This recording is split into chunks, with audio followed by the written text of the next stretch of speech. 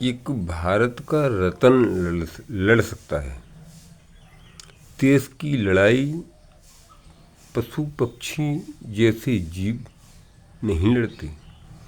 देश की लड़ाई वो लड़ता है जो देश का पक्का रतन है, देश का उसमें खून दौड़ रहा है, देश का प्यार है।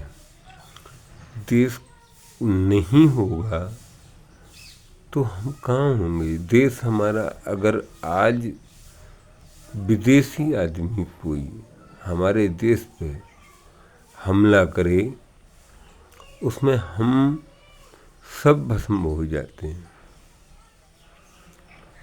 तो न तो कोई भारत रत्न ही मरता है,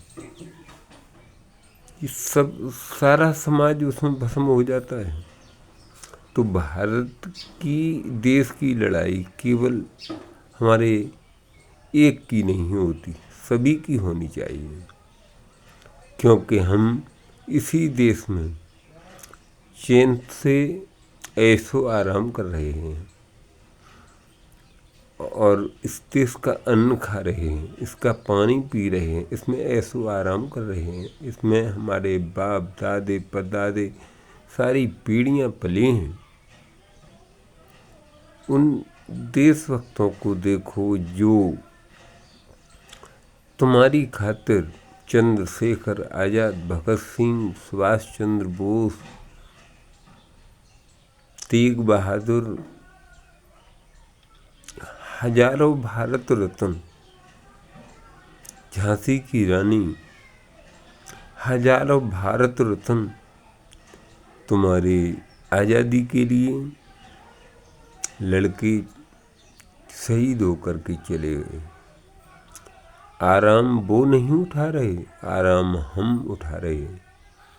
और सोच लो, देश अभी आज़ाद नहीं हुआ, केवल हमको इतनी आज़ादी मिल गई बोलने की, अपने आवाज़ उठाने की आवाज़, केवल आज़ादी है। देश की आज़ादी हमको जब मिलेगी, हमारी बहन बेटियां निर्धक इस संसार में घूमेंगी, उन पे कोई उंगली उठाने वाला नहीं होगा, क्योंकि देश के गद्दार अभी बहुत भारत में घूम रहे हैं। आपको, आपकी बेटी को, आपके धर्म को, आपके त्योहार को विघटन डालने वाले हैं। तुम्हारे लिए कैसी निगाह से तुमको देख रहे हैं।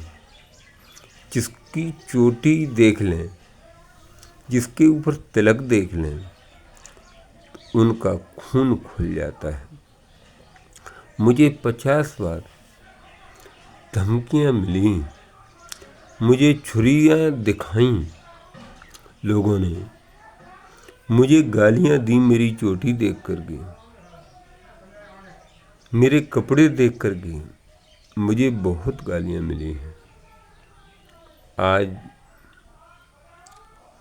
योगी के नेतृत्व, योगी जी के नेतृत्व हम सुरक्षित हैं। हमको कोई आज गाली नहीं दे सकता। इतना बदलाव 7-8 साल में देखने को मिला है। तो हमने बहुत गालियां खाई हैं। चोटी देख करके हमें गालियां देते थे। जो उनके मोहल्ले में हम पहुंच जाते थे। हमको एक बार मैं कहीं से मैं निकल के जा रहा था, तो पशु काटने वाला मांस को काट काट के बेच रहा था।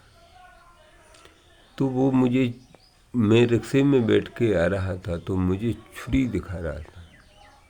मैंने कि एक दिन वो आएगा, तेरी छुरी तेरी ताक में रख जाएंगी, और मेरा अगर शासन आ जाए, मैं इस देश का कुछ बन जाऊं, तो ये छुरी तेरी है।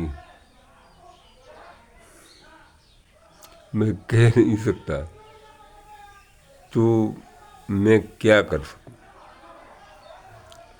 दोस्तों, ये देश अभी खतरे में है, तो खतरे से निकलने के लिए हमें हर हिंदू को जागना होगा। और नहीं जागोगे तो खतरा टलेगा नहीं, आगे तुमको वही 50-100 साल पुराना जमाना देखना पड़ेगा। 100 साल 500 साल पहले जो मुगलों का राज था वही तुमको देखना होगा। आपके सामने गौ कसी हो रही होगी, आपकी बहन बेटियां छीनी जा रही होंगी, वो समय फिर आएगा।